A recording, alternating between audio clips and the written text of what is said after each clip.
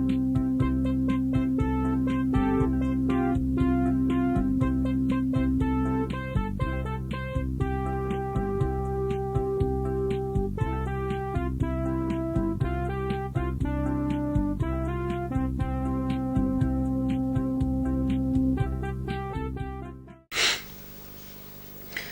are also two other reasons why persons could unite their lives. One is that to evolve spiritually together, that is, through creating an environment in which they're meditating, praying, serving. So spiritual evolution and service towards humanity can also be two reasons why people may decide to unite their lives. If they believe that united, they can proceed more effectively, or that they can serve more effectively. Now, why are there so many problems in our love relationships in this present time, in this 1993? Over 50% of the marriages in America end in separation, and 80% of those who remarry separate again, which is a great difference from 100 years ago. I mean, it's a big change, and there is a serious problem in which people have difficulty staying together. And what are the factors? One basic factor is that we do not take responsibility for our reality. We are under the illusion that the other person is the cause of what I feel.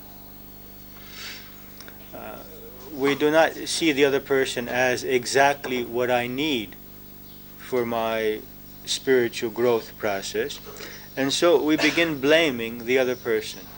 When we begin blaming the other person, he or she feels defensive. And when someone is feeling defensive or intimidated or vulnerable, he reacts in one of two ways. Either he closes off to protect himself, as a turtle does, or he becomes aggressive or violent even, in order to push us away. As we perceive this closing off or this aggressive behavior, we too begin to feel intimidated and rejected. And that creates a vicious circle in which both of us become more closed off and more intimidated and more aggressive in that relationship. So one basic cause is that we blame the other for our emotions. We blame the other for our lack of satisfaction, for our lack of happiness. The second cause is that we expect that the other, when we get into a relationship, we expect that the other will be able to create within us that sense of fullness which we have been unable to create by ourselves. And that is that they will give us a sense of security, they will give us a sense of self-acceptance, of self-esteem, of self-worth. And that's impossible. No one can create within us a sense of security. Even if their behavior is conducive to our experiencing security or self-worth, they are temporary. And something could happen to them at any moment, and that we know that in our subconscious mind. Not only that, we need affirmation of our self-worth and of our security millions of times. It's already been affirmed to us hundreds of thousands of times, but it's not enough. It's like an empty pot, and we get affirmation, and the next day we want it again, and we want it again. And we look for very small things that the other may do in order to affirm that, well, he doesn't love me, or she doesn't love me. We're preconditioned to believe that the others don't love us, and so we more easily see that than the opposite. It's much easier for us to pinpoint the actions which affirm to us that you don't love me, or else you wouldn't do that, or you would do that, rather than for us to see all of the other actions which affirm that this person does love me.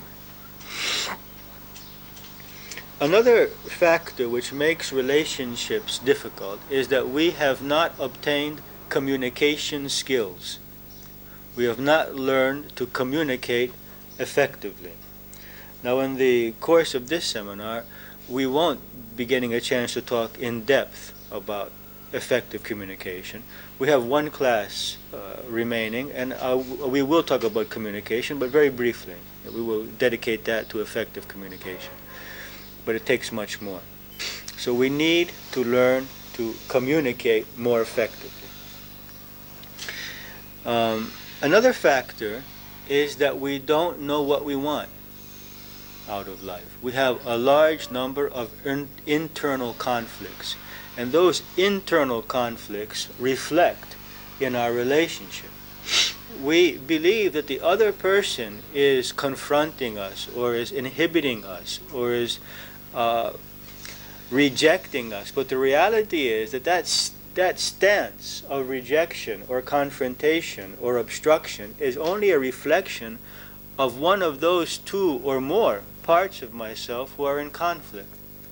And the moment that I am very clear within myself about what I want and what I deserve and who I am in life, the other person will stop being so much of an obstacle, or stop rejecting so much those aspects of myself. That those negative behaviors of the other person are a result of my inner conflicts and my inner doubt. So one basic factor is that we are not very clear within ourselves what we deserve to have, who we are, and what we want actually from this relationship. Another factor is that we have a very poor examples of communication and of relationships. Very few people in all of these years that we've been doing this seminar have spoken very positively. Some people have spoken very positively, but very few. Very positively about the relationship that they saw between their parents as being something that they would like to have.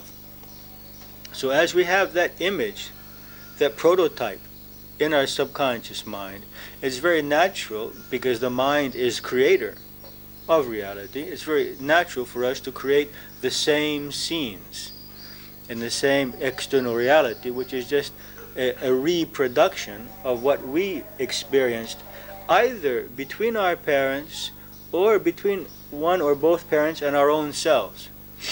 So these are videotaped in the subconscious mind and have the tendency to be replayed often in our relationships. And one other factor which has been destructive lately to marriage relationships is the great emphasis which has been put on individualism. Now we're in a very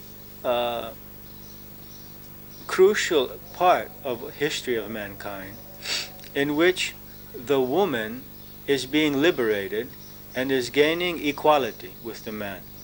And that's why there is so much disturbance in relationships at this point, because before there were not two persons in a relationship. There was one ego. The woman completely denied her ego, denied her desires, her needs. She was a non-personality in the relationship. And it's very easy to have a relationship when there's only one personality, when the other one doesn't say anything or doesn't express needs.